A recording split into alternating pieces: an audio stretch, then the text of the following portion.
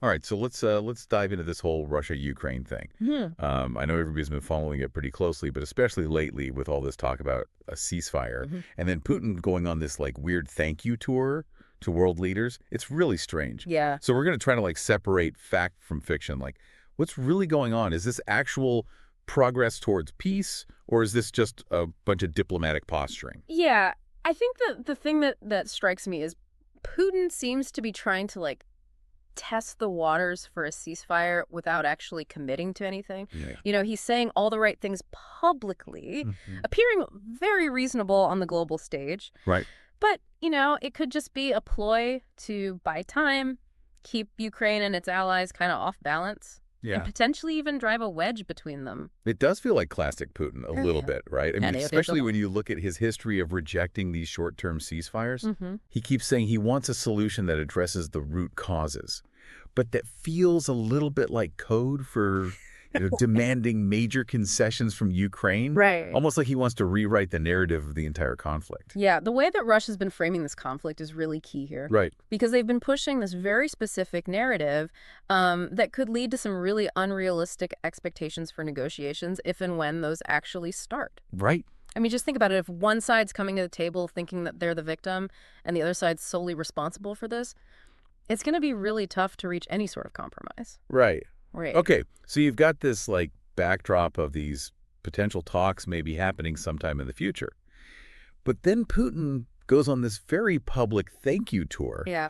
to leaders like Donald Trump, Narendra Modi, and others for supposedly helping to resolve the conflict. Mm-hmm. I mean, it's a pretty unusual move for him, don't you think? It really is. And it really raises questions about what his motivations are. On the surface, it could be a genuine gesture, but it's also possible that he's just trying to, bolster Russia's image internationally, Mm-hmm. or even put subtle pressure on those leaders to continue supporting Russia's position. Right. I mean, geopolitics is a complex game. Every move can be interpreted in multiple ways. Yeah, and it's hard not to laugh at the potential sarcasm behind his thank you to Trump, considering, all the legal battles and everything he's facing. Yeah, the timing is certainly interesting. Yeah. But beyond the individual players here, Putin also specifically mentioned China, Brazil, and South Africa. Right. And that suggests, I think, a strategic effort to, strengthen ties with these powerful countries, Mm-hmm. beyond just Russia's traditional allies. Right. And I think it's an acknowledgement that the world order is changing. Right. And he's trying to, position Russia within that. It makes you wonder if this is partly in response to India trying to walk this very fine line Yeah. where they're, maintaining ties with Russia. Yeah. Also engaging with Ukraine and the West. I mean, that's a tough spot to be in. Yeah. Modi has really emphasized that India is siding with peace, which is, I think, the perfect way to capture their strategic ambiguity. Right. They're not publicly choosing sides, but they're not staying silent either. Right. And there are even some reports that Modi directly told Putin, this is not the era of war, which hints at a possible mediator role for India. Interesting. So it does seem like a lot of countries are kind of trying to navigate this new world order, where it's not just this us versus them dynamic anymore. Absolutely. The global landscape is changing. And this war, I think, is a perfect illustration of how different countries are trying to adapt to these new power dynamics. Right. And kind of find their place in a world that's no longer dominated by just a single superpower. So all this talk of a ceasefire and, Putin going on this, diplomatic charm offensive, I mean, it's interesting to watch, but it brings us back to the core question. Mm-hmm. Is a ceasefire even realistic at this point? I mean, there's so much bad blood. There's these fundamental disagreements over things like territory and Ukraine's right to even exist. Right. I mean, it's definitely a long shot, right? I mean, the level of mistrust between these two sides is just huge. Yeah. And that's even before we get to the whole, logistical nightmare of trying to actually enforce any kind of agreement. Yeah. Imagine trying to monitor a ceasefire line that stretches for hundreds of miles Right. across a war zone. I mean, it would be incredibly challenging. And beyond even the practical challenges, you have these really deeply rooted disagreements over these core issues. Yeah. Like, territorial integrity, Russia annexing Crimea, Right. their support for the separatists in eastern Ukraine. Mm-hmm. Those are wounds that run very deep. Yeah. How do you even begin to bridge that kind of divide? Yeah. That's the million-dollar question, isn't it? I mean, any lasting peace deal would have to address the status of those regions. Right. And that's incredibly tricky politically. You know, Ukraine sees those territories as rightfully theirs. Mm-hmm. Russia's shown no willingness to give them up. Right. So it's a classic dilemma with no easy answers. And then you have this whole issue of security guarantees, right? I mean, Yeah. Ukraine obviously wants assurances that Russia won't just invade again. Yeah, Which is understandable of course. after what they've been through. Yeah. But Russia wants to limit Ukraine's, ties to NATO Mm-hmm. because they see that expansion as a threat. Right. So it's almost like this, catch-22 where one side trying to feel more secure Yeah. ends up making the other side feel less secure. Exactly. And there's actually a term for that in international relations. It's called the security dilemma. Okay. Basically, it's this situation where actions taken by one country to increase its own security Right. end up making other countries feel less safe. Right. And that often leads to this spiral of escalation Yeah. where tensions keep rising, and Yeah. it makes cooperation really difficult. So even if we can somehow, get past all these immediate obstacles and achieve a ceasefire, Mm-hmm. I mean, the road to lasting peace still seems like it would be incredibly difficult. Oh, it definitely wouldn't be easy. I mean, building sustainable peace requires more than just, stopping the fighting. Right. It requires addressing the underlying causes of the conflict, Yeah. rebuilding trust and creating conditions where both sides feel secure and respected. All of which seem like really tall orders at this point. Yeah. Is there anything in history that gives us even like a glimmer of hope Yeah. that this kind of transformation is possible? Well, there are actually quite a few examples of conflicts that seemed intractable Okay. that were eventually resolved through, diplomacy and dialogue. Okay. Think about the end of the Cold War Mm-hmm. or the Good Friday Agreement that brought peace to Northern Ireland. Yeah. These were incredibly complex situations Right. with deep historical grievances. Mm-hmm. But ultimately, the parties involved found a way to move beyond the violence. Right. And build a more peaceful future. Those are really inspiring examples. I mean, they do offer some optimism in a situation that often feels very hopeless. Yeah. But those successes took years, even decades, Mm-hmm. of painstaking negotiations and compromise. Right. It makes you wonder what a realistic long-term solution might look like here. Well, you're right. I mean, lasting peace is a marathon, not a sprint, and there's no magic formula. Yeah. But if we were to imagine a scenario where a ceasefire does hold a really comprehensive peace agreement, would be absolutely essential. Okay.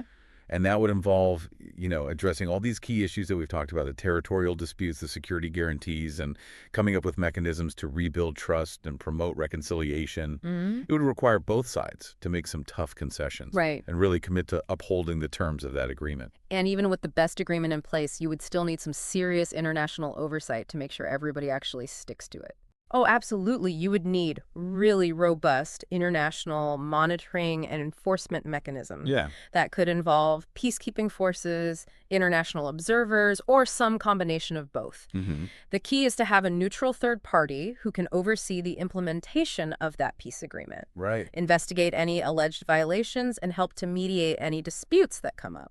Makes sense. But wouldn't we also need something beyond just those, formal structures and agreements? Yeah. Something to address the trauma and the divisions that have been created by years of war. Yeah, you're hitting on a really crucial point here. Okay. Peace isn't just about, silencing the guns. It's about healing those wounds. Yeah. And creating a society where people can actually coexist peacefully. Right. And that requires a long-term commitment to reconciliation, Right. addressing things like war crimes, providing support for victims, and helping refugees and internally displaced persons to return home and rebuild their lives. Yeah. It sounds like a monumental effort on so many different levels. Mm-hmm. I mean, it's not just about, signing a peace treaty. It's Mhm. about, fundamentally changing the dynamics between two societies that have been at each other's throats for years. Exactly. And it requires a shift in mindset, Right. not just within Ukraine and Russia, but also within the international community. Mm-hmm. We need to move beyond just this, purely geopolitical lens and really recognize the human cost of this war. Yeah. I mean, behind all the headlines and the strategic maneuvering are millions of people whose lives have just been completely shattered by this. It's so easy to forget that when you're kind of caught up in, analyzing all the troop movements and the diplomatic back and forth. Right. But at the end of the day, peace has to be about creating a future where those people can rebuild their lives, Absolutely. feel safe, and have some hope for the future. And that's where I think the whole idea of human security comes in. Okay. It's this recognition that true security goes beyond just protecting borders.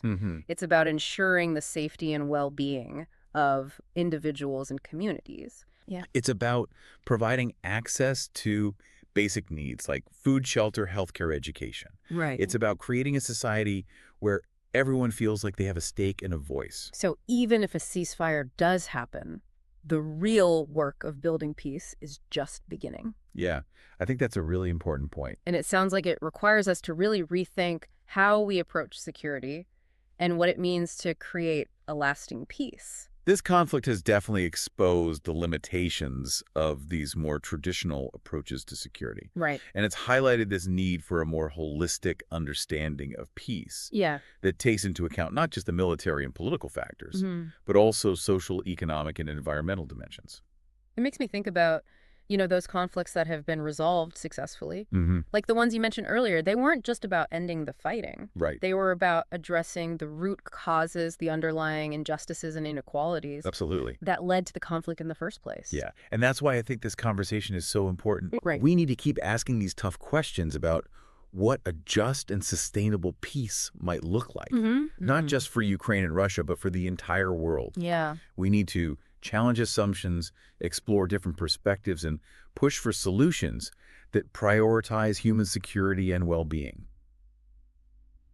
So as we kind of wrap up our deep dive into this whole Russia-Ukraine situation, where does that leave us? I mean, we've got this talk of a ceasefire, but the path to peace seems incredibly long and uncertain. There are no easy answers here. Yeah. And no quick fixes. Yeah. But even in the midst of all this devastation, I think there's a glimmer of hope. Okay. The fact that we're having this conversation, that people around the world are demanding peace, that there are at least some diplomatic efforts underway, those are all positive signs. Right. They show a willingness to find a way out of this cycle of violence. And I think that's a really important takeaway for our listeners. It's easy to feel overwhelmed by the scale of this conflict and the enormity of the challenges.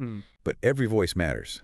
Every action counts. Absolutely. By staying informed, engaging in these discussions, and advocating for peace, we can all contribute to creating a more just and peaceful world. I wholeheartedly agree. Peace is not passive. It's an active process that requires constant effort, vigilance, and a commitment to dialogue and understanding. Couldn't have said it better myself. Well, thank you so much for joining us today. It was my pleasure.